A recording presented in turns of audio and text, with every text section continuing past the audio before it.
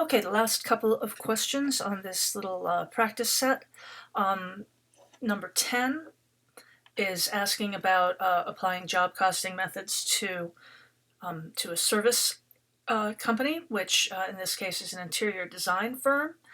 We've got a job costing system in which each client represents an individual job, and we have, of course, direct labor and travel costs associated with each client, and we assign indirects to clients at a predetermined overhead rate based on direct labor hours. And so here is our budget here, and I've kind of replicated it over here. So we're expecting to spend 5,000 hours of direct labor for professional services and at a cost of 500,000. And then our indirects in total are 125,000, which I've got over here. So the first thing we need to do is calculate our predetermined overhead rate, which again, as we know, we calculate as the indirects per labor hour, because labor hours are our cost allocation base. And so we just take our total indirects and divide it by our total expected labor hours. So we charge $25 overhead, or we charge ourselves $25 in overhead when we're looking at the costs for each job. And so then the next thing we need to do is determine the total cost of serving each of these clients. And total costs, as we know, are direct labor plus travel, in this case, plus the applied overhead. There's no materials in a service firm. So let's see, our direct labor is, it's $44,000 in labor for the first job, plus travel, plus the applied overhead, which is this 40 hours times $25 an hour.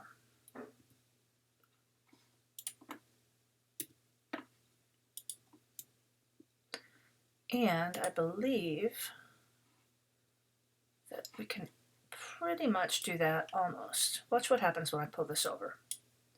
Okay, it gives me this error message, and the reason is because I'm trying to calculate this number here, this indirect over labor hours, this $25. So if I just take and in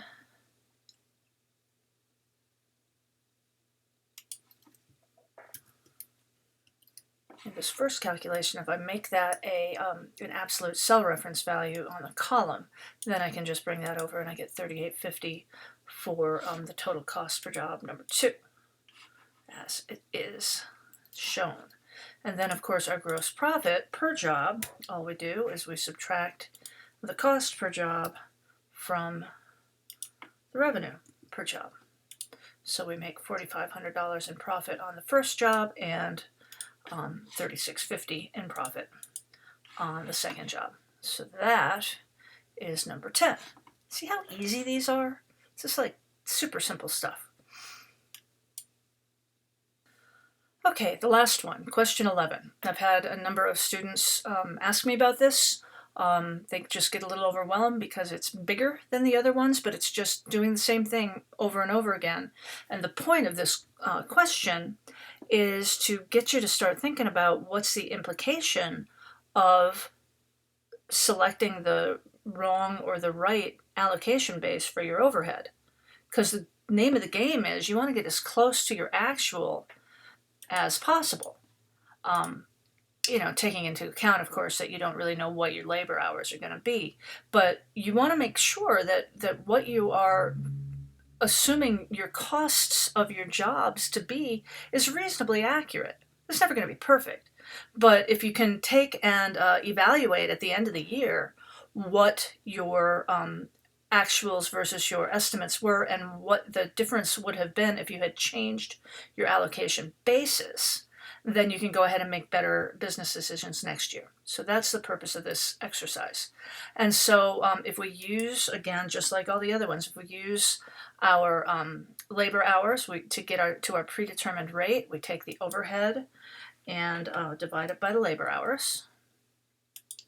So that gets us to $36 an hour. We take that $36 per labor hour and apply it to the actual number of labor hours that were incurred over the course of the year. And that gets us to $648, which we can see that that was underapplied. And actually, you know what, let's do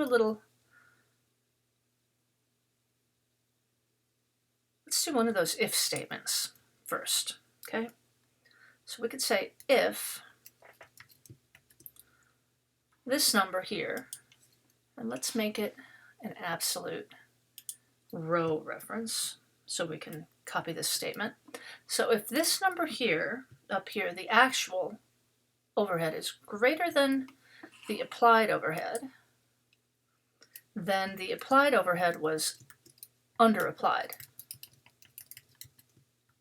Otherwise, it was overapplied. So let's see if this works right. Yep, so we can see it was underapplied, and then we can just calculate the difference, of course. So we see it was underapplied by $7,000, which is correct. Okay, so let's go ahead and see if we can make at least some of these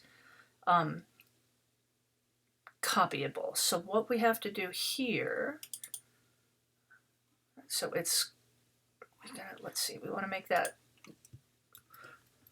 row 150 for the actual to stay the same. So now we know we can go ahead and reuse these two formulas here. So let's go ahead and now use our direct labor cost, and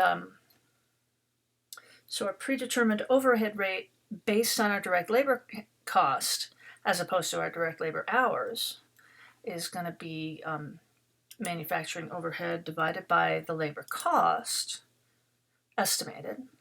So it's going to be 150% of direct labor cost is going to be our overhead. So then we have to go ahead and apply that. So we take the 150% times the actual labor cost. Okay, and let's go ahead and just copy this over under applied formula here and see if it works. See, I'm always lazy. Okay, so we have $20,000 over applied. Let's just make sure that that makes sense.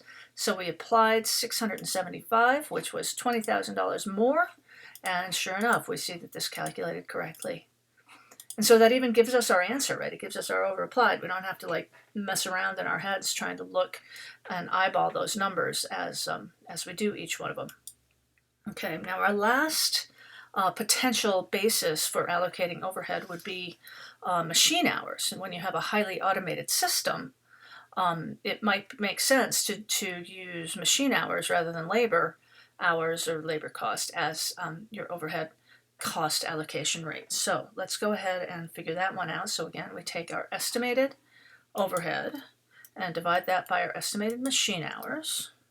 That gives us $79.20 per machine hour, which means that if we apply $79.20 for every actual hour of machining that went on,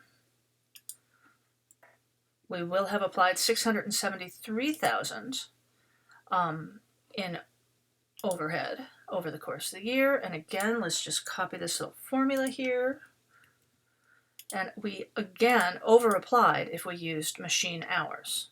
So as it turns out, because the name of the game is we want to get as close as possible to the actual overhead that was incurred, our direct labor hours is in fact the best basis for applying our overhead at this point.